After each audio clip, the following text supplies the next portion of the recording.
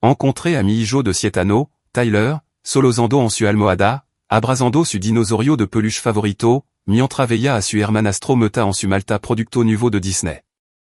Mi madre, Angela, y su esposo, Harold, acababan de anunciar una vacación familiar de $1000 a Disney World, que incluyant a todo, excepto a Tyler.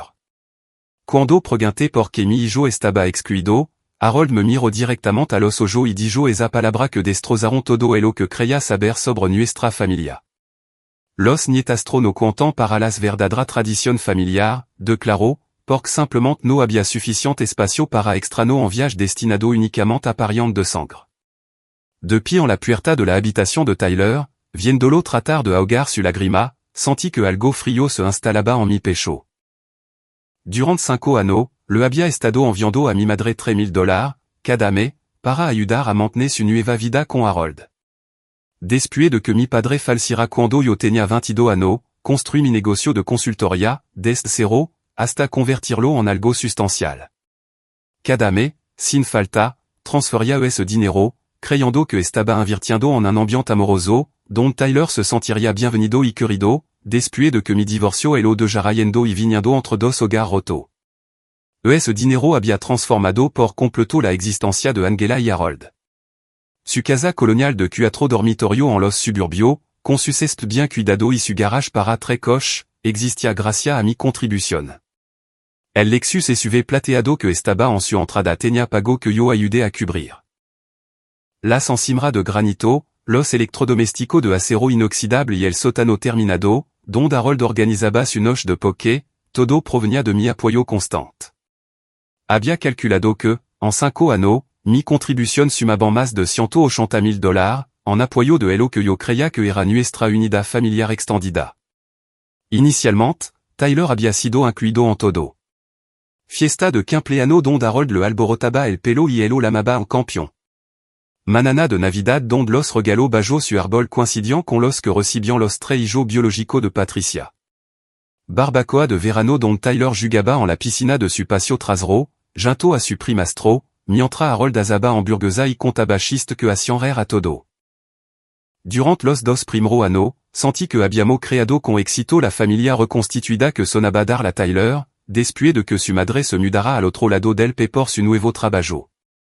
La transformación comenzó sutilmente, durant el tercer año de matrimonio de Harold con mi madre. El asiento asignado a Tyler en las cena de los domingos se fut desplazando gradualmente, desde al lado de Harold hasta el extremo de su mesa de comedor de caoba, cerca de la entrada de la cocina. Las fotografías familiares expuestas en la repisa de la chimenea de su sala de estar, poco a poco, mostraban menos imagen que incluant el rostro sonriente de Tyler.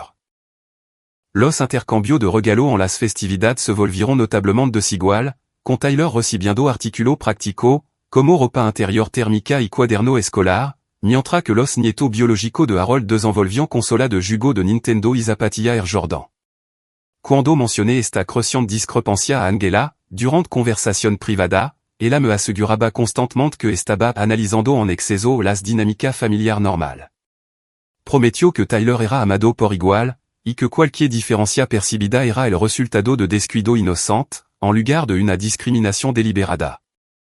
Angela insistió en que las familias reconstituidas requerían paciencia y comprensión, a medida que las relaciones se desarrollaban naturalmente con el tiempo. La planificación de nuestra vacación reveló la primera gran exclusión, que debería haberme advertido de problema más profundo. Los 3 hijos de Patricia, de 8, 10 y 12 años, pasaron semana investigando parque temático y planeando un viaje al parque de atracción Cedar Point, en Ohio. Tyler escuchaba con entusiasmo cada conversación sobre montaña rusa y atracción acuática, asumiendo que participaría en lo que sonaba como una increíble aventura familiar. Se anunció de manera casual que las reservas de hotel solo alojaban a ces personas, y que Tyler pasaría ese fin de semana con los vecinos. El anuncio de Disney World representó una escalada masiva, tanto en gasto como en exclusión, que eliminó cualquier duda restante sobre el estatus de Tyler en la jerarquía familiar. Los hijos de Patricia habían estado planeando durant meses, investigando experiencia gastronómica con personajes y pas de parque premium, que costarían más de lo que la mayoría de las familias gastan en vacación anual. Angela me mostró itinerario de talado, que incluant alojamiento en resorts de lujo, reserva en restaurant de primera clase y acceso exclusivo a atracción, lo que demostraba un compromiso financiero extraordinario con este viaje. Tyler había participado en cada conversación de planificación, ofreciendo sugerencia sobre atracción que quería experimentar. Dibujo imagen de sí mismo conociendo a Mickey Mouse y montando en Space Mountain, mientras su hermanastro discusión sobre camiseta familiar a jugo y atuendo coordinado para su semana mágica junto. El anunció de que 7 personas excedían los límites de alojamiento, y que Tyler se quedaría en casa con los vecinos, destrozo por completo sus inocentes expectativas. Llamé a mi madre esa noche, esperando que una discussion racional pudiera resolver lo que parecía un descuido obvio en la planificación familiar. Angela respondió alegremente, discutiendo los preparativos final del viaje, hasta que le expliqué lo devastado que se sentía Tyler por ser excluido de lo que, claramente, representaba las vacaciones familiares de su vida. Su tono cambió de inmediato, mientras transfería la llamada a Harold, quien eliminó cualquier ambigüedad restante sobre su posición con respecto al lugar de Tyler en las decisiones familiares. Nick, apreciamos tu contribución mensual, pero ese dinero no le compra a Tyler un trato igualitario en nuestra tradición familiar, declaró Harold con una frialdad escalofriante, que revelaba ano de resentimiento oculto. La familia de sangre es lo primero en decisiones importantes, como las grandes vacaciones. Tu apoyo financiero ayuda con los gastos general de la casa, claro, pero no convierte a Tyler en uno de nuestro verdadero nieto. Hemos estado usando tu contribución específicamente para los miembros real de la familia, y Tyler nunca fue considerado parte de nuestro círculo íntimo para evento especial, como este viaje a Disney. La línea telefónica quedó en silencio, mientras las palabras de Harold resonaban en mi mente conmocionada. 5 años creyendo que mi apoyo financiero estaba construyendo un lugar seguro para Tyler, en una familia extendida y amorosa, se desmoronaron en 30 segundos de honestidad brutal. Harold había confirmado que mi hijo no era más que un extraño tolerado, cuya presencia soportaba a cambio de mi pago mensual. La exclusión de Tyler no fut un descuido o un problema de alojamiento que requerirá solución creativa. Fut una discriminación deliberada, financiada por el mismo dinero que yo enviaba, creyendo que evitaría exactamente este tipo de trato desgarrador. Harold continuó explicando su perspectiva con una crueldad práctica, que revelaba que a fondo habían compartimentado nuestra relación financiera, separándola de cualquier obligación familiar genuina. Tu dinero ayuda a Angela a mantener esta casa y este estilo de vida, lo que beneficia a todo, incluido Tyler cuando no visita. Pero las grandes experiencias familiares, como Disney World, están reservadas para los niños que compartan nuestra verdadera conexión de sangre. Tyler obtiene mucho beneficio al vivir en un buen vecindario y tener acceso a nuestra piscina y sala de jugo cuando se queda aquí. Colgué el teléfono, sintiéndome físicamente enfermo, a medida que el alcance de su órgano se hacía evidente. Habían estado tomando mi dinero, mientras excluyant sistemáticamente a Tyler de las experiencias familiares que ese dinero hacía posible. Cada dólar que enviaba, creyendo que estaba asegurando el bienestar emocional de Tyler, en realidad había financiado un sistema de dos niveles, donde él siempre sería el extraño excluido, viendo a Nino más valorado disfrutar de privilegios que la generosidad de su padre proporcionaba. La contundente admisión de Harold sobre el estatus prescindible de Tyler me dejó mirando mi teléfono desconectado, mucho después de que él colgara. Mi mente repasó ano de interacción familiar, reinterpretando momento que había interpretado como amor e inclusión, a través del durante de esta nueva comprensión. Había sido Tyler siempre el extraño no deseado que yo, con demasiada esperanza, no había querido reconocer? Necesitaba prueba concreta sobre cómo se había gastado real mi dinero, en contraposición a la unidad familiar que creía estar comprando con contribución mensual. A la mañana siguiente, llamé a Derek Sullivan, mi amigo contable, que me había ayudado a estructurar las finanzas de mi negocio desde que empecé a trabajar como consultor, seanoante. Derek entendía las dinámicas financieras familiares, tanto por experiencia personal como por su experiencia profesional, trabajando con clientes divorciados que navegaban por complejo acuerdo de manutención. Llegó a mi oficina con su portátil y una determinación profesional para descubrir la verdad sobre cómo Angela y Harold habían gestionado mi generosa contribución durante 5 años. Derek accedió a los extractos bancarios y a las cuentas familiares compartidas, a través de acuerdo de planificación patrimonial establecido tras la muerte de mi padre. Estos documento legal pareciam una planificación financiera prudente en su momento, permitiendo ayudar a mi madre mientras mantenía una supervisión sobre cómo se utilizaba mi apoyo. Ahora, eso mismo derecho de acceso revelarían el abuso sistemático de confianza que Harold acababa de admitir, durant nuestra conversación telefónica. Lo que la investigación de Derek descubrió me revolvió el estómago, con una enfermiza comprensión de la profundidad de su engano. Mi transferencia mensual de $3,000 habían financiado mucho más que los gastos básicos del hogar que, según Angela, eran necesarios para una vida de jubilación cómoda. La flamante Honda Pilot de Patricia había sido comprada con un pago inicial que coincidía exactamente con 3 meses consecutivos de mi contribución.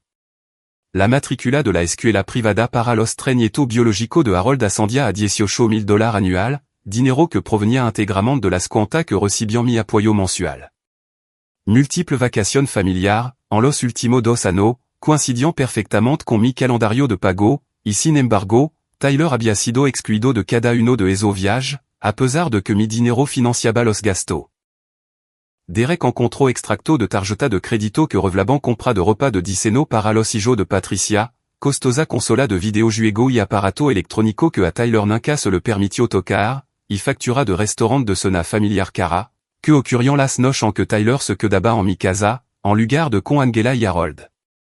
Incluso los proyectos de mejora del hogar, como su nueva terraza y cocina exterior, habían sido financiados con mi contribución, mientras creaban espacio donde Tyler se sentía inoportuno durant las reuniones familiares.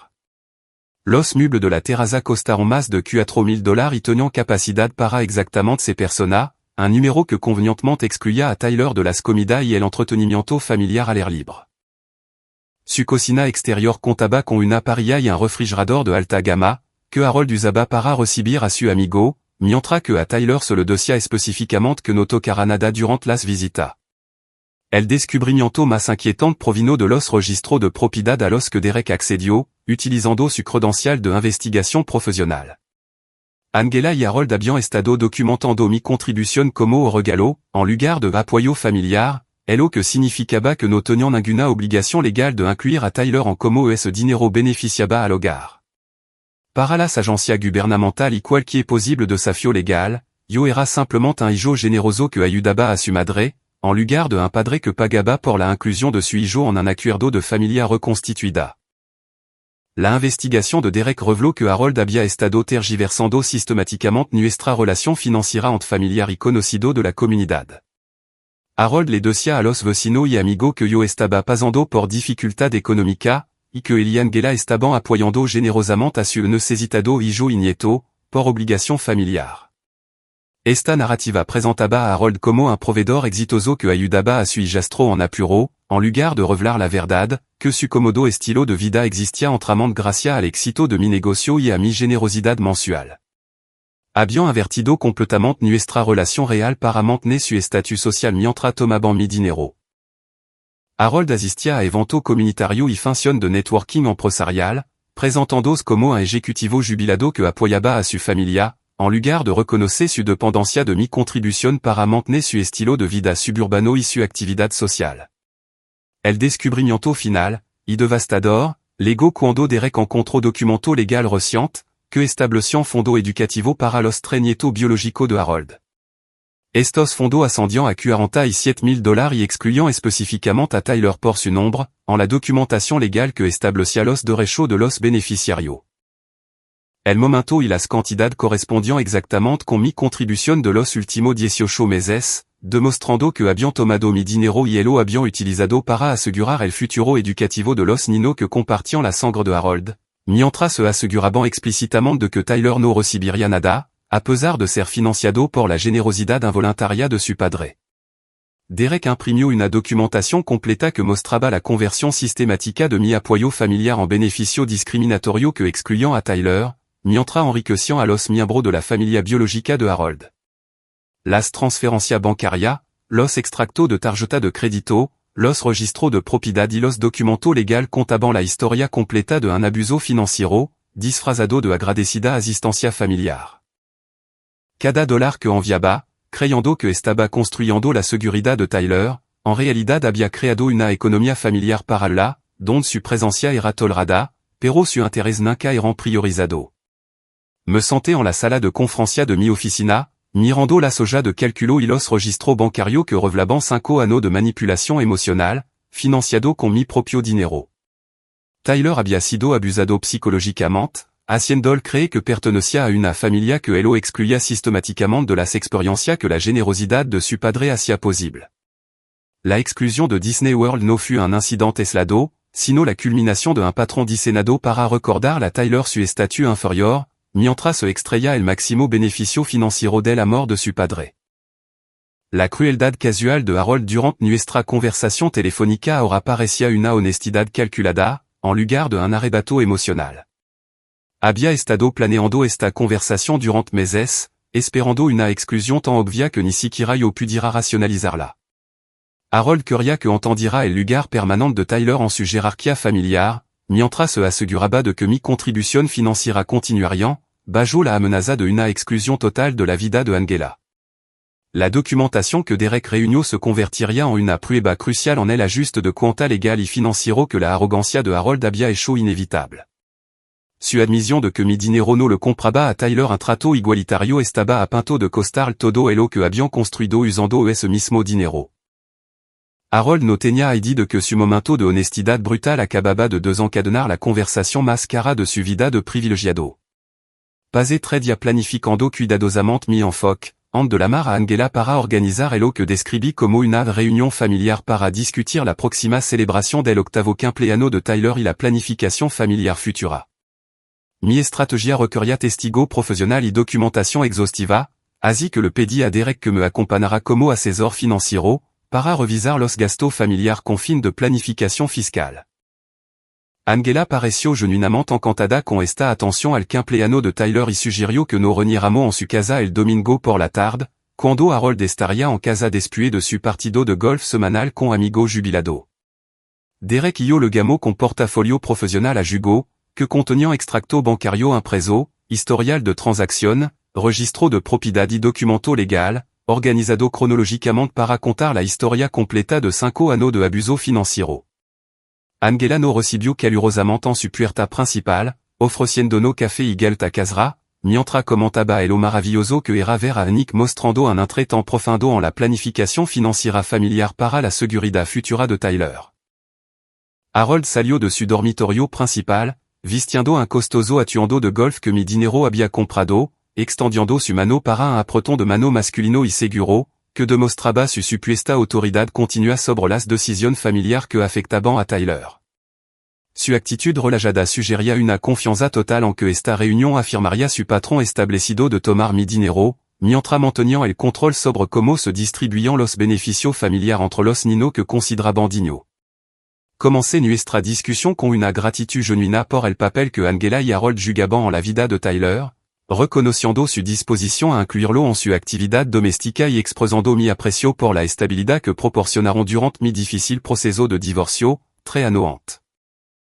Esta apertura positiva pareció reforzar su expectativa sobre un apoyo financiero continuo, mientras yo me preparaba para revelar la documentación que destrozaría por completo su cómoda suposición. Derek presentó profesionalmente nuestro análisis financiero, extendiendo los extractos impresos sobre la mesa de su comedor para mostrar cada transferencia mensual, junto con los gastos correspondientes que excluían sistemáticamente a Tyler de las actividades familiares financiadas por esa misma contribución. El rostro de Angela palideció a medida que el patrón innegable emergía, mientras que Harold mantenía una compostura defensiva, reconociendo claramente que su honestidad, durant nuestra conversación telefónica anterior, había creado este incómodo recuento de su gasto discriminatorio. Sinceramente, nunca me di cuenta de cómo se asignaba el dinero entre las diferentes actividades familiares, susurró Angela con aparente sorpresa, mientras la investigación de Derek revelaba la exclusión sistemática que su documentación probaba. Quiero a Tyler como a mi propio nieto biológico. Este patrón no fue una discriminación intencionada contra el hijo de Nick. La respuesta inmediata de Harold reveló su verdadero carácter y eliminó cualquier duda sobre su intención a largo plazo con respecto al lugar de Tyler en su estructura familiar. En lugar de reconocer la injusticia obvia que las pruebas de Derek demostraban, Harold redobló la apuesta con una justificación agresiva, que dejó absolutamente clara su actitud discriminatoria para todos los presentes. Nick, está siendo completamente manipulador al rastrear nuestro gasto doméstico, como una especie de contable controlador que audita nuestra decisión de gasto personal, declaró Harold, mientras se levantaba para pasar por la sala con energía agitada. Así es exactamente como funcionan las familias reconstituidas en el mundo real, fuera de tu expectativa idealista. Tu contribución mensual no le dan derecho automáticamente a Tyler a un trato igualitario con nuestro nieto biológico, porque la lealtad familiar no es algo que el dinero pueda comprar a persona que entienden las verdaderas relaciones de sangre. Harold continuó su explicación defensiva con una agresión creciente, que revelaba ano de resentimiento por mi apoyo financiero y mi expectativa sobre la inclusión de Tyler. Está tratando de comprar la tuyo un lugar en nuestra familia que no se ha ganado a través de conexión de sangre genuina. Tyler obtiene mucho beneficio al vivir en un buen vecindario cuando no visita, y al tener acceso a nuestra piscina y al equipo de la sala de jugo que tu dinero ayuda a mantener.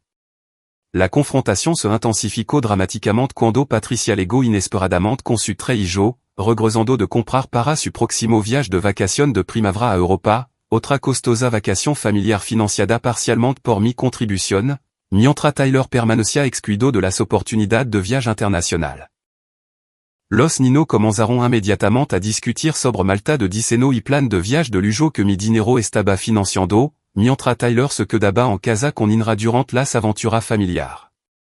Los hijos de Patricia mostraron con entusiasmo ropa nueva y accesorio de viaje comprado para su aventura europea, parloteando sobre vuelo en primera clase y alojamiento en hotel que demostraban los gastos extraordinarios que Harold estaba dispuesto a incurrir por los Nino que compartían su conexión biológica.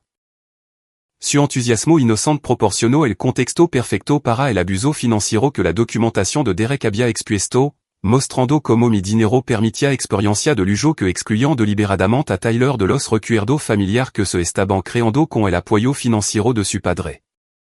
Tyler había estado construyendo tranquilamente con bloc en un rincón de la sala, pero las voces elevadas de los adultos y la tensión obvia atrajeron su atención preocupada. Se me rompió el corazón al ver a mi hijo de 7 años tratar de entender por qué todo parecía enojado, mientras los adultos discutían sobre dinero, justicia y un trato que él no podía comprender completamente a su edad. Papá, ¿por qué todo está enojado por cuesto demasiado dinero? Preguntó Tyler con una inocencia directa que silenció la habitación por completo y obligó a todo a enfrentar la crueldad de discutir su valor en términos financieros. ¿Es algo malo que me has demasiado caro para la familia? Patricia parecía genuinamente confundida, al darse cuenta de que esta reunión no era sobre la planificación de una fiesta de cumpleaños, sino una confrontación seria sobre acuerdo financiero que no había entendido.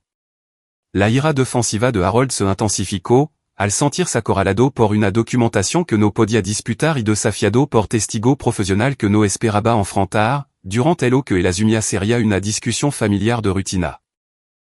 En su creciente frustración issue de zéo de recuperar el control de la conversación, Harold hizo una revelación que él cambió todo en nuestra relación y demostró la profundidad de su expectativa de privilegio sobre mi apoyo financiero continuo, a pesar de la exclusión sistemática de Tyler. Ya que, aparentemente, estamos discutiendo una total transparencia financiera, Nick, Angela y yo en realidad planeábamos pedir $5,000 adicional para ayudar con una emergencia familiar importante que requiere atención inmediata, anunció Harold con una confianza arrogante que sorprendió a todos los presentes. Encontramos la inversión perfecta en una propiedad vacacional en Florida y necesitamos ayuda con el pago inicial para asegurar esta oportunidad antes de que alguien más la compre. Derek solicitó de inmediato detalles específicos sobre la compra de esta propiedad, mientras yo luchaba por procesar la increíble audacia de Harold al solicitar dinero adicional, después de admitir que mis contribuciones actuales financiaban una discriminación sistemática contra Tyler. Harold recuperó con orgullo los documentos de la propiedad que ya había firmado, ansioso por demostrar la sofisticada oportunidad de inversión inmobiliaria que esperaba que yo ayudara a financiar para el beneficio a largo plazo de su familia. Los documentos legales que Harold presentó revelaron todo lo que necesitaba entender sobre su intención permanente con respecto al lugar de Tyler en la planificación familiar. La estructura de propiedad del inmueble enumeraba explícitamente a Angela, Harold y Patricia como usuario autorizado, sin absolutamente ninguna disposición para que Nick o Tyler pudieran acceder alguna vez a la casa de vacación que esperaban que yo ayudara a comprar. Querían mi dinero para comprar su refugio familiar exclusivo, mientras se aseguraban de que Mihijo nunca se beneficiaría de la inversión que la generosidad de su padre hacía posible. La escritura del condominio de Florida incluía un langage específico que restringía los derechos de uso a los miembros de la familia inmediata, definido como Angela, Harold, Patricia y los tres hijos de Patricia. Tyler fut deliberadamente excluido por su nombre de una propiedad que esperaban que su padre ayudara a financiar, demostrando que el trato discriminatorio de Harold representaba una política familiar permanente, en lugar de un descuido temporal que pudiera corregirse mediante la discussion y la compréhension. Salí de su casa, manteniendo una compostura profesional, mientras mi mente repasaba estrategia legal y financiera para proteger a Tyler de un continuo abuso emocional, disfrazado de inclusión familiar.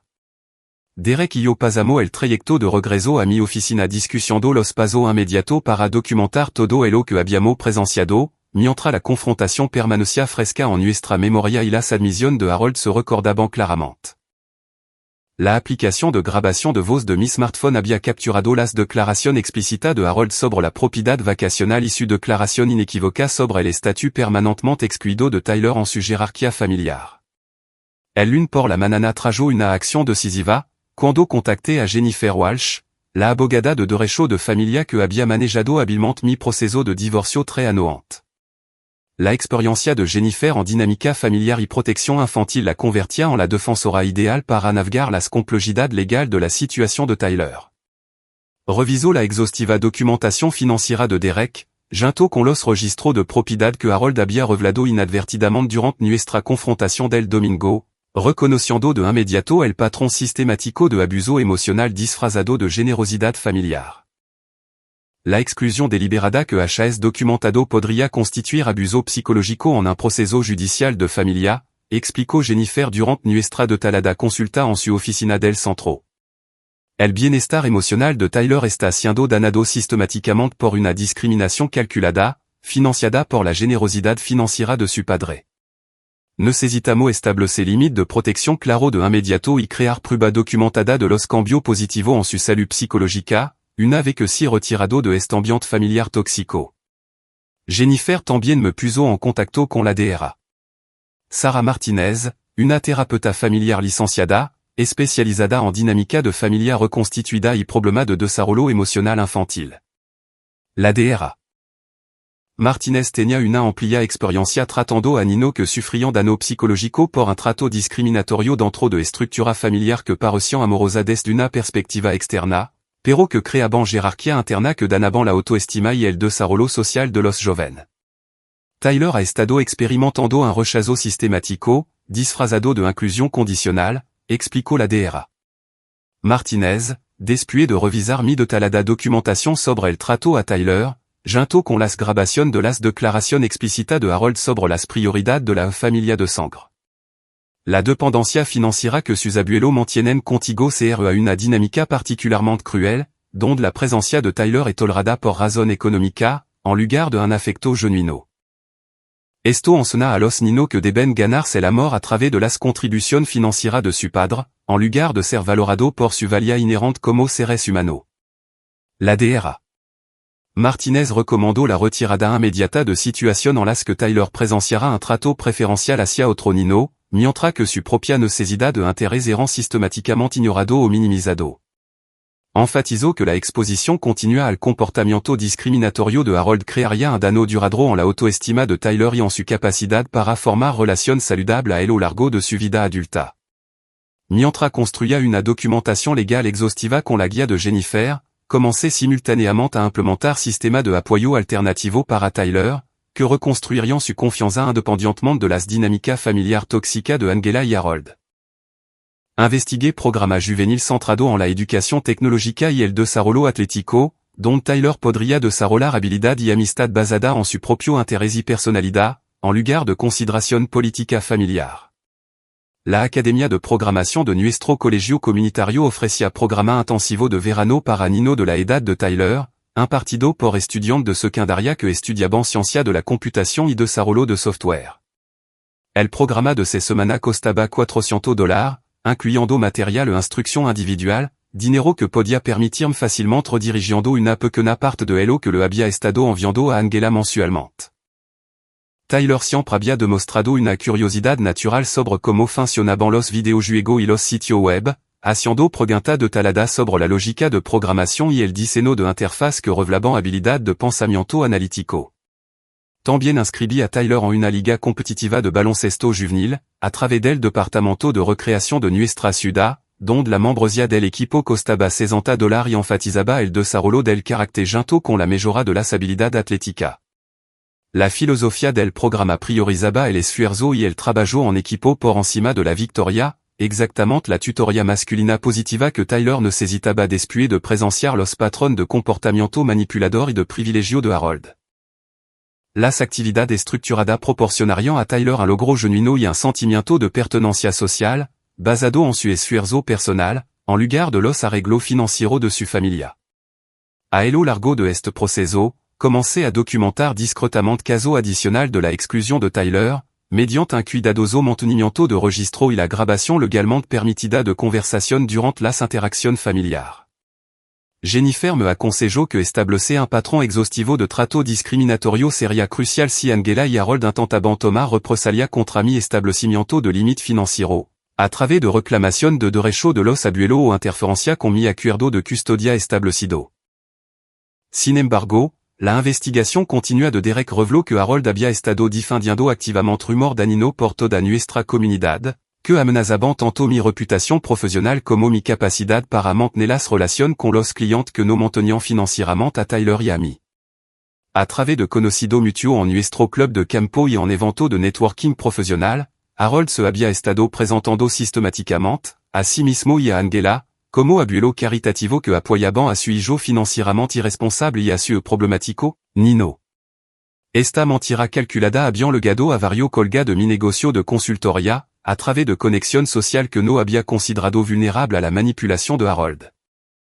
Harold le decía a otro dueño de negocio que yo estaba luchando con la gestión del dinero, y que él y Angela me estaban ayudando a mantener mi estilo de vida mientras aprendía a manejar las responsabilidades profesionales de manera más efectiva. Esta falsa narrativa contradecía mi éxito empresarial real y amenazaba la confianza de los clientes en mi competencia y fiabilidad profesional. La revelación de que Harold estaba socavando activamente mi reputación profesional, mientras simultáneamente tomaba mi dinero, representó un nuevo nivel de presión que exigía una respuesta legal inmediata. Su interferencia amenazaba no solo el bienestar emocional de Tyler, sino también nuestra seguridad financiera y mi capacidad para seguir apoyando a mi hijo independientemente de su tóxica y manipuladora dinámica familiar. Jennifer me aconsejó que la interferencia deliberada de Harold en mi relación comercial constituía acoso, que podría resultar en cargo criminal si su comportamiento se intensificaba. Comenzó a preparar documento legal preliminar para establecer un rastro documental de las acciones vengativas de Harold, mientras reuníamos pruebas del daño específico que su mentira había causado a mi reputación profesional en nuestra comunidad empresarial. Tyler permaneció ajeno a los conflictos de adulto que rodeaban nuestra situación familiar, pero noté cambio positivo en su comportamiento y confianza a medida que comencé a priorizar su interés individual, por encima de mantener una paz artificial con Angela y Harold. Parecía más relajado durante nuestro tiempo junto y menos ansioso por visitar la casa de su abuela, quizás sintiendo la presión reducida de mi propio estado emocional mejorado, al dejar de intentar forzar la aceptación de Tyler en una familia que nunca lo valoraría apropiadamente. El lunes por la mañana me trajo la llamada telefónica más satisfactoria de mi vida adulta, cuando contacté al First National Bank para cancelar permanentemente todas las transferencias automáticas a las múltiples cuentas de Angela y Harold. Hablé con la supervisora Margaret Chen, quien confirmó que no se realizarían futuras transferencias a su cuenta corriente conjunta, cuenta de ahorro o la cuenta de gasto del hogar que habían establecido cuando Angela se mudó con Harold 5 años antes. Margaret me proporcionó documentación escrita de estos cambios, que inmediatamente reenvié a Jennifer para nuestro creciente archivo legal. El siguiente paso crucial consistió en establecer el futuro financiero independiente de Tyler, a través de los servicios de inversión de Edward Jones, donde el asesor financiero Robert Kim me ayudó a estructurar una cuenta de ahorro para la universidad, que acumularía un valor sustancial para cuando Tyler llegara a la edad de la educación superior. Los $3,000 mensuales que le había estado enviando a Angela ahora crecerían a través de fondos mutuos gestionados profesionalmente que, según el rendimiento histórico, podrian proporcionar a Tyler más de $200,000 para gasto universitario, dinero que le pertenecería exclusivamente a él, en lugar de financiar actividad familiar diseñada para excluirlo. Derek me ayudó a calcular el impacto inmediato que mi retirada financiera tendría en el cuidadosamente estructurado estilo de vida de Angela y Harold. El pago de su hipoteca, de $2,200 mensual, se había organizado en torno a mi contribución cuando compraron su casa actual 4 años. Los préstamos combinado para automóvil, por un total de $800 mensual para la camioneta de Harold y el Lexus SUV, representaban obligación adicional que solo podían cumplir porque mi dinero cubría su principal gasto de vivienda y servicio público. Los pagos mínimos de las tarjetas de crédito superaban los $600 mensual, por compra de lujo que habían acumulado, asumiendo que mi apoyo financiero continuaría indefinidamente. Sin mi contribución mensual, sus obligaciones totales superaban los ingresos de jubilación real de Harold, de su carrera anterior en la gerencia media, en más de $1,500 cada mes. Su cómodo estilo de vida suburbano se había construido entramante sobre cimiento financiero que no controlaban y que ahora habían perdido, debido a su trato discriminatorio hacia Tyler. También contacté a la oficina de administración de la Academia Preston para informar a la administradora Linda Rodríguez que los pagos de la matrícula para los 3 nietos biológicos de Harold cesarían de inmediato. Linda pareció confundida por este cambio repentino, señalando que Harold había estado haciendo pago regular durante 2 años académicos, mientras que los padres real de los niños nunca habían sido contactados sobre gasto educativo o responsabilidad financiera. El señor Harold siempre ha manejado estos pagos directamente, y asumimos que él era el principal apoyo financiero para estos estudiantes, explicó Linda durante nuestra conversación telefónica. Los padres de los niños nunca han estado involucrados en las discusiones sobre la matrícula o los arreglos de pago.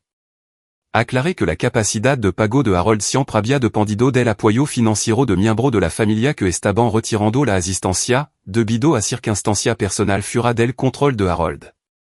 Linda apreció esta transparencia y acordó contactar a Patricia directamente para que asumiera la responsabilidad de los gastos educativos de su hijo, a partir del próximo semestre. Mi investigación sobre el plan de la propiedad vacacional de Harold en Florida reveló un engano financiero aún más perturbador, que rozaba el fraude criminal. Harold había listado mi contribución mensual como su ingreso personal de jubilación en la solicitud de la hipoteca, tergiversando completamente mi donación voluntaria como su propio ingreso ganado para calificar para la aprobación del préstamo. Esta documentación fraudulenta le permitió obtener una financiación que nunca podría permitirse, basándose en su recurso financiero real. Contacté al corredor de hipoteca David Park, que había procesado la solicitud de Harold, para informar que los ingresos declarados por Harold se basaban entramente en un apoyo financiero que terminaba de inmediato. David expresó una seria preocupación por esta tergiversación e inició una investigación por fraude, cuando le proporcioné la documentación que probaba que los ingresos declarados por Harold provenían de mi contribución voluntaria, en lugar de su beneficio de jubilación real o retorno de inversión. La investigación por fraude de la compañía hipotecaria amenazaba con la cancelación inmediata del préstamo y posible cargo criminal por proporcionar deliberadamente información de ingresos falsa en documento de préstamo oficial. El engano de Harold no fut simplement una estimación optimista, sino una tergiversación calculada, diseñada para asegurar una financiación que sabía que no podía permitir sin mi apoyo continuo. A los 10 días de implementar mi limite financiero, la presión sobre Angela y Harold se volvió innegablemente severa. Angela me llamó varias veces, llorando por factura inesperada y preguntando si había ocurrido algún error con nuestro arreglo bancario. Harold dejó mensajes de voz cada vez más agresivos, exigiendo que honrara el que él amaba nuestra obligación familiar y acusando de abandonar a mi madre en su momento de mayor necesidad. Los saldos de su tarjeta de crédito se acercaron a los límites máximos, mientras luchaban por mantener su estilo de vida establecido sin el colchón financiero que mi transferencia mensual habían proporcionado. Los cargos por pago tardío y las penalizaciones agravaron su creciente crisis de deuda, a medida que las facturas se acumulaban más rápido de lo que los limitados ingresos de jubilación de Harold podían cubrir. La situación de la escuela privada creó una tensión familiar adicional, cuando Patricia recibió la notificación oficial de que los pagos de la matrícula se habían detenido y que su hijo serían retirado de la Academia Preston, amenó que se hicieran arreglo inmediato con los padres real, en lugar de su abuelo. Patricia confronto a Harold sobre arreglo financiero que no había entendido, creando un conflicto familiar explosivo, al darse cuenta de que la educación privada de su hijo había sido financiada con dinero que legítimamente pertenecía al futuro de Tyler, en lugar del estilo de vida actual de su familia. El errado descubrimiento de Patricia, de que Harold había estado usando mi dinero para pagar la educación de su hijo mientras excluía sistemáticamente a Tyler de los beneficios familiares, creó la primera grieta seria en su front unido contra mi establecimiento de límite. Comenzó a cuestionar otro arreglo financiero y a exigir transparencia sobre cómo Harold había estado manejando lo que ahora entendía que era el generoso apoyo de Nick, en lugar de la riqueza personal de Harold. Pero la desesperación de Harold lo empujó más allá del conflicto familiar, a un territorio que amenazaba mi sustento profesional y constituía un posible comportamiento criminal. En lugar de aceptar la responsabilidad de su dependencia financiera y trabajar hacia soluciones sostenibles, Harold decidió atacar directamente mi negocio, a través de la interferencia con las relaciones con los clientes que podría destruir las fuentes de ingreso que no mantenían a Tyler y a mí.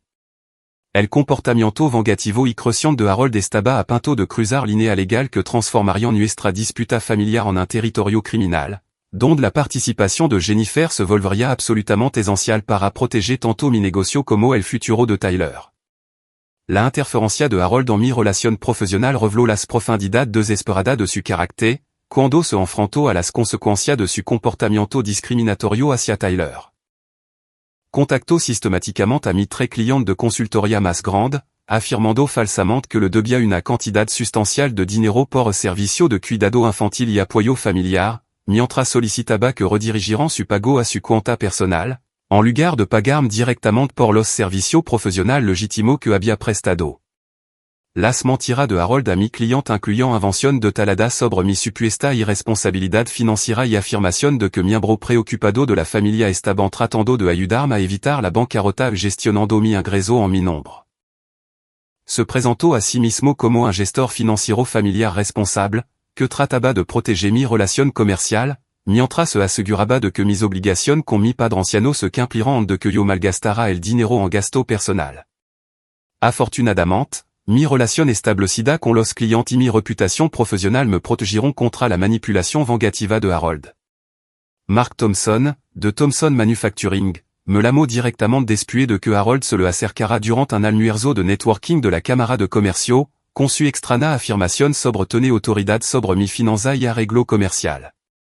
Nick, hoy ha ocurrido una situación extraña, en la que un hombre mayor que afirmaba ser tu gestor financiero familiar se me acercó para hablar de redirigir tu pago de consultoría, me explicó Mark durant nuestra conversación telefónica.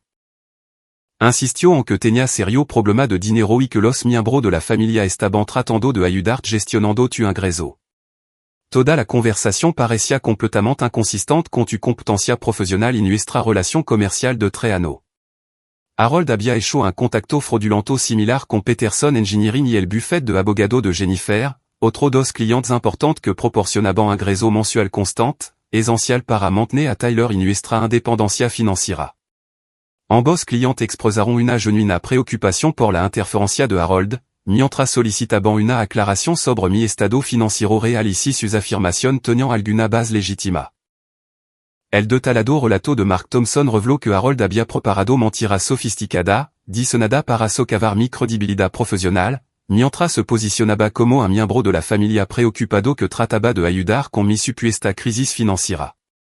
Harold afirmó que mi divorcio había creado problemas de deuda abrumador y que mi negocio de consultoría estaba fracasando debido a una mala gestión del dinero y un rendimiento laboral poco fiable.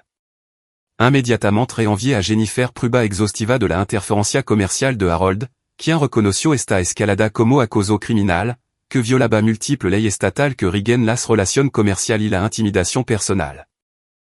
Los intentos de Harold de redirigir mi ingreso ganado constituyant un intento de fraude, mientras que su declaración falsa sobre mi condición financiera representaban una posible difamación que podría dañar permanentemente mi reputación profesional. Jennifer preparó una carta formal de cese y desistimiento, exigiendo que Harold detuviera inmediatamente todo contacto con mi cliente profesional y amenazando con acción legal seria si su acoso continuaba más allá de esta advertencia. La carta documentaba su falsa afirmación sobre mi estado financiero y su intento fraudulento de redirigir los ingresos comerciales que me pertenecían a mí, en lugar de Aelo a Angela. Jennifer tambien inició los trámites preliminar para un procedimiento de orden de allanamiento, en caso de que el comportamiento vengativo de Harold se intensificara a amenaza más directa contra el bienestar de Tyler o mi seguridad personal. Su disposición a interferir con mi sustento demostraba un peligroso desprecio por los límites, que podría extenderse facilement a táctica de acoso o intimidación más seria. La presión financiera sobre Angela y Harold se intensificó dramáticamente, a medida que su tarjeta de crédito alcanzaron los límites máximos y comenzaron a incumplir los pagos de las principales obligaciones por primera vez en su matrimonio. Su compañía hipotecaria envió aviso oficial de impago cuando no lograron hacer los pagos mensuales consecutivos. El concesionario de Lexus inició un procedimiento de embargo cuando los pagos del coche se retrasaron, amenazando con confiscar el vehículo que se había vuelto esencial para el estatus social y el transporte diario de Harold. Los cargos por pago tardío y las penalizaciones agravaron su espiral de deuda exponencialmente, ya que su incapacidad para cumplir con las obligaciones básicas creaba obligaciones financieras adicionales que tenían una menor capacidad de afrontar. Su puntage de crédito se desplomaron, a medida que los historiales de pago negativos se acumulaban en múltiples cuentas, eliminando su capacidad para obtener préstamos de emergencia o extensión de crédito que podrían haber proporcionado un alivio temporal. La ira de Patricia hacia su padre se intensificó significativamente, al darse cuenta del alcance total de su engano financiero y del impacto que su mentira tendría en la continuidad educativa de su hijo. Había confiado en las afirmaciones de Harold sobre ser financieramente capaz de mantener la educación privada de su hijo, sin entender nunca que su matrícula se financiaba con dinero que podría haber asegurado el futuro universitario de Tyler. Patricia se enfrentó a la elección inmediata entre transferir a su hijo a la escuela pública a mitad de semestre o asumir gasto educativo que no podía permitirse con su salario de higienista dental. Las inflexible política de pago de la escuela privada significaban que no había arreglo de pago parcial disponible, lo que la obligó a tomar decisiones difíciles sobre la continuidad académica de su hijo durant una crisis familiaria de por sí estresante. El matrimonio de Angela y Harold se enfrentó a una tensión severa, ya que la crisis financiera expuso los enganos fundamentales que Harold había mantenido sobre su seguridad económica y su planificación a largo plazo. Angela no había entendido el alcance de su dependencia de mi contribución, ni las mentiras sistemáticas de Harold sobre su posición financiera a las compañías hipotecarias, a los conocidos social e incluso a la propia Angela, sobre su circunstancia económica real. Mientras tanto, Tyler florecía en la academia de programación y en los programas de baloncesto en los que él había inscrito, usando el dinero que se desperdiciaba en el estilo de vida discriminatorio de Angela y Harold. La aptitude de Tyler para la programación impresionó a su instructor, quien notaron su excepcional habilidad para resolver problemas y su enfoque creativo para los desafíos de diseño de software. Su entrenador de baloncesto elogió la capacidad de aprendizaje y la cualidad de liderazgo de equipo de Tyler, que surgieron cuando se sintió valorado por sus contribuciones individuales, en lugar de tolerado por consideración económica. El marcado contraste entre la mejora de la confianza y el bienestar emocional de Tyler y el caos que consumía el hogar de Angela y Harold proporcionó una clara evidencia de que sacarlo de su ambiente tóxico había sido absolutamente la decisión correcta. Tyler dejó de preguntar por qué otro niño recibía un trato preferencial y comenzó a centrarse con entusiasmo en su propio logro y meta de desarrollo personal. En un último y desesperado intento por recuperar el control financiero sobre nuestra situación familiar, Angela y Harold tomaron una decisión que se les volvería completamente en contra y expondría su carácter manipulador al escrutinio legal. Contactaron al tribunal de familia para solicitar los derechos de los abuelos sobre Tyler, alegando que yo los estaba alienando deliberadamente de su amado nieto y que Tyler necesitaba su estabilidad y guía para un desarrollo psicológico adecuado. Su petición incluía múltiples declaraciones falsas sobre su situación financiera y su relación histórica con Tyler. Afirmaban que me habían estado apoyando financieramente, en lugar de recibir mi contribución mensual, presentándose como abuelo generoso a quien se le negaba injustamente el acceso a un nieto que siempre habían amado y apoyado. Harold incluyó referencia de conocido de la comunidad que habían sido enganados sobre nuestra dinámica familiar y arreglo financiero real. La audiencia por los derechos de los abuelos se convirtió en la vindicación judicial que nunca esperé, pero que necesitaba desesperadamente para la protección de Tyler y la seguridad futura de nuestra familia. Jennifer presentó una documentación abrumadora de la dependencia financiera sistemática de Angela y Harold, su exclusión calculada de Tyler de las actividad familiar y el acoso vengativo de Harold a mi relación comercial que amenazaba nuestra estabilidad económica. La evidencia exhaustiva pinto un cuadro innegable de abuso emocional, disfrazado de inclusión familiar condicional, y manipulación financiera, diseñada para priorizar a los nietos biológicos de Harold sobre el bienestar psicológico de Tyler. La jueza Patricia Williams revisó cuidadosamente los extractos bancarios que mostraban mi contribución mensual, junto con los gastos correspondientes de Harold y Angela que excluían sistemáticamente a Tyler de los beneficios que esa contribución financiaban directamente. Examinó los fondos educativos establecidos para los nietos biológicos de Harold, utilizando el dinero que yo había proporcionado, señalando específicamente el langage legal que excluía a Tyler por su nombre, a pesar de ser financiado en su totalidad por la generosidad involuntaria de su padre durant 18 meses. Este tribunal encuentra prueba convincente e inquietante de abuso financiero y trato discriminatorio que contradicen directamente las afirmaciones de los demandantes de una relación de abuelo amorosa con el menor, declaró la jueza Williams después de revisar nuestra exhaustiva documentación. La evidencia demuestra que Tyler fut sistemáticamente excluido de las actividades familiares, mientras que las sustancial contribución financiera de su padre financiaron un trato preferencial para otro nieto. Este patrón de comportamiento demuestra una incapacidad para el acceso no supervisado de los abuelos, en lugar de apoyar cualquier expansión de los derechos de custodia. La jueza Williams también revisó las grabaciones de las declaraciones explícitas de Harold sobre las prioridades de la familia de sangre, y su admisión de que mi contribución financiera no daba derecho a Tyler a un trato igualitario con los niños que compartían las conexiones biológicas de Harold. Estas admisiones grabadas eliminaron cualquier posibilidad de que su comportamiento discriminatorio fuera el resultado de malentendido o descuido inocente, en lugar de una manipulación emocional calculada, diseñada para extraer mi apoyo financiero mientras minimizaba el estatus familiar de Tyler. El colapso emocional de Angela durant su testimonio confirmó todo lo que nuestra documentación había probado, al tiempo que eliminaba cualquier duda restante sobre el daño psicológico que Tyler había sufrido en su hogar. Entre lágrima y una vergüenza evidente, Angela admitió que se habían equivocado fundamentalmente en su trato a Tyler y reconoció que mi apoyo financiero había permitido su cómodo estilo de vida, mientras excluyant sistemáticamente a mi hijo de los beneficios y experiencia familiar. Ahora me doy cuenta de lo terrible que fuimos con Tyler y de lo equivocada que se volvieron nuestra prioridad, solozó Angela ante la jueza Williams, mientras Patricia y Harold permanecían sentados en un silencio atónito. Nick ha sido increíblemente generoso con nuestra familia durant años, y usamos su dinero para herir a Tyler en lugar de incluirlo por igual con nuestro otro nieto. Quiero a mi nieto, pero entiendo completamente porque Nick ya no puede confiar en nosotros con el bienestar emocional de Tyler. El testimonio de Angela reveló que no había entendido completamente la manipulación sistemática de las finanzas familiares por parte de Harold, ni su creación deliberada de un sistema de dos niveles que priorizaba a su nieto biológico mientras toleraba a Tyler como una necesidad económica. Su genuino remordimiento contrastaba fuertemente con la continua justificación defensiva de Harold de su comportamiento discriminatorio y sus expectativas de privilegio sobre mi apoyo financiero. Harold se enfrentó a posible cargo criminal cuando el tribunal se enteró de su fraude hipotecario y su interferencia sistemática en mi relación comercial. El fiscal revisó las pruebas de su falsa declaración de ingreso a las compañías hipotecarias y su intento de redirigir los pagos de mi cliente a través de afirmaciones fraudulentas sobre una autoridad financiera que no poseía. El comportamiento vengativo de Harold había escalado del conflicto familiar a un territorio criminal que podría resultar en cargo por delito grave y una posible pena de prisión. La jueza Williams accedió a nuestra solicitud de visita supervisada únicamente, condicionada a que Angela y Harold completaran una extensa terapia familiar y demostraran cambio de comportamiento genuino durant un periodo de prueba mínimo de 6 meses.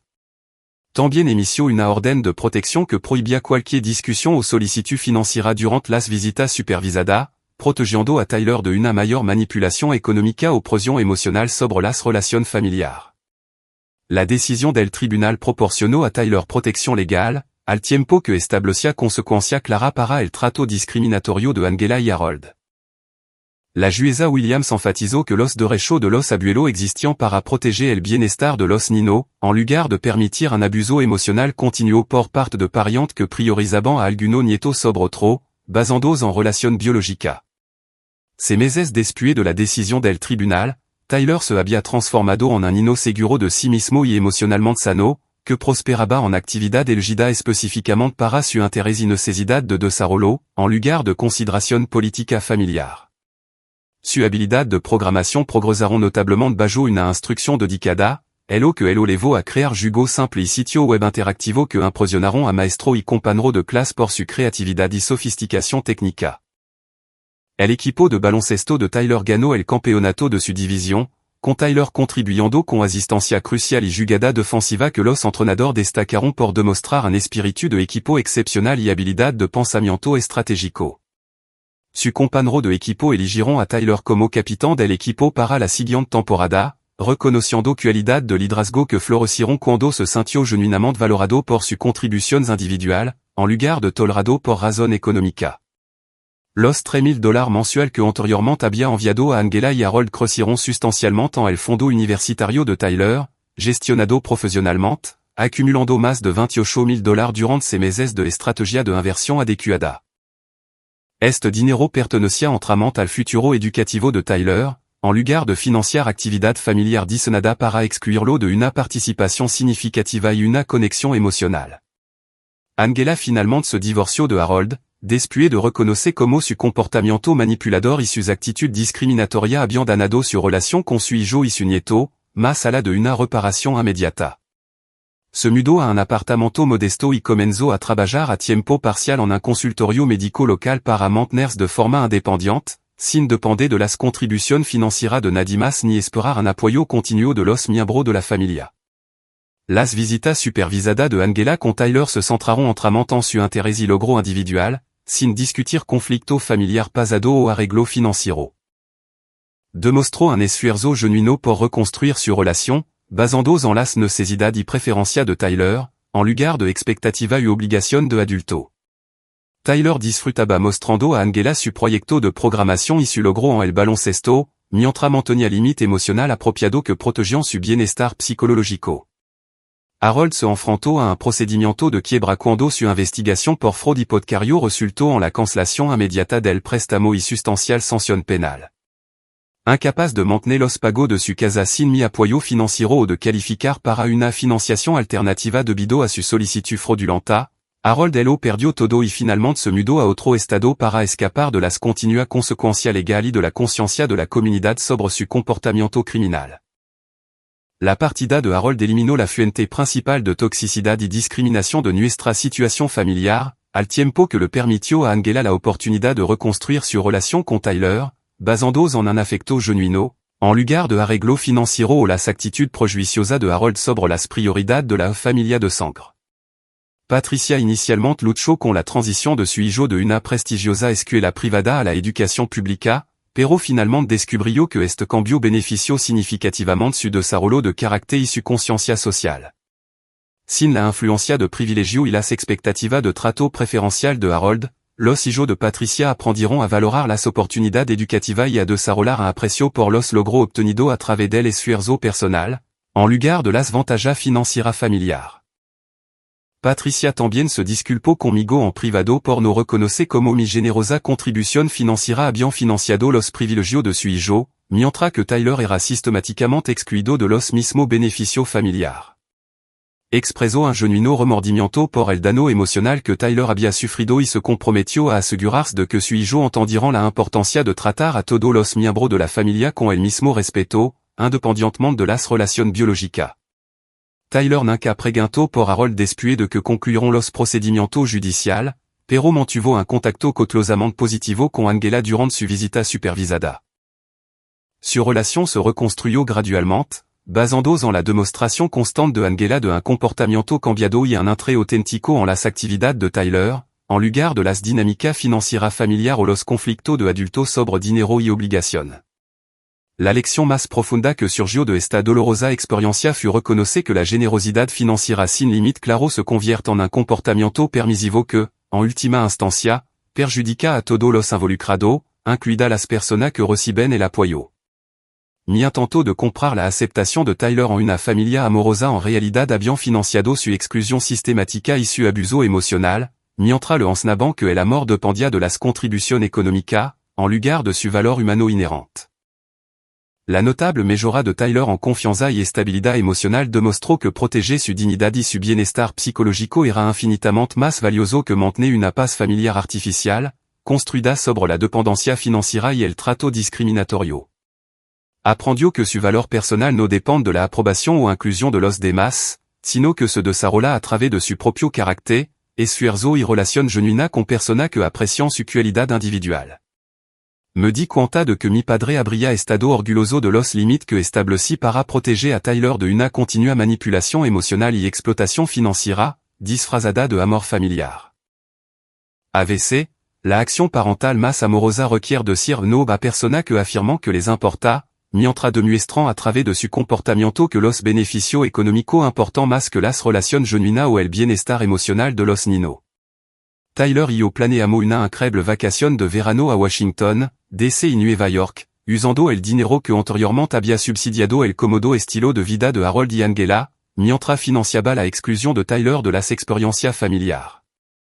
Visitamos los museos Smithsonian, donde Tyler se maravilló con las exhibiciones de tecnología y las muestras de exploración espacial, que inspiraron su creciente entrée en carrera de ciencia e ingeniería. Nuestra vacación representaron mucho más que entretenimiento turístico o experiencia educativa. Symbolizaron una libertad total de relación tóxica y una inversión estratégica en experiencia genuina que construiront la confianza, la curiosidad y el entusiasmo de Tyler por explorar el mundo, más allá de las limitada perspectiva de nuestra ciudad natal. Cada dólar que gastamos en museo, restaurant, hotel y espectáculo de Broadway pertenecía a nuestra auténtica relación, en lugar de financiar las actividades familiares de otra persona que excluyan deliberadamente la participación de Tyler.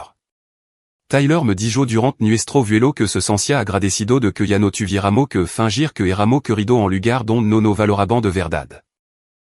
Su sabiduría de 8 años reflejaba una madurez emocional desarrollada a través de la supervivencia a la discriminación y el aprendizaje de que las relaciones auténticas requieren respeto e inclusión mutuo, en lugar de arreglo financiero y obligación económica entre los miembros de la familia.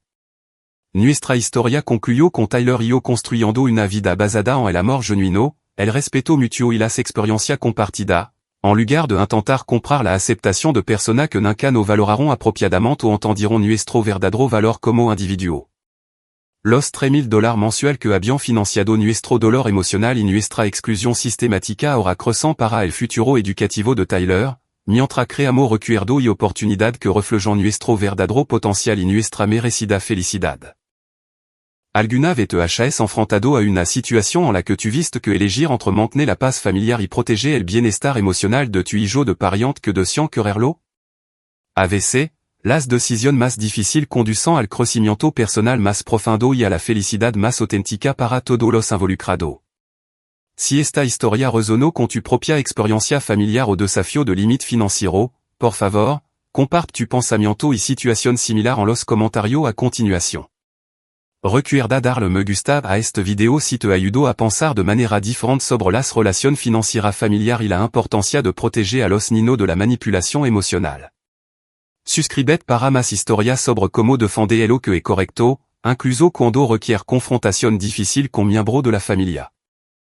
Comparte esto con alguien que podría necesitar escuchar que proteger la dignidad de su hijo siempre vale la pena, a pesar del conflicto familiar temporal y la presión social.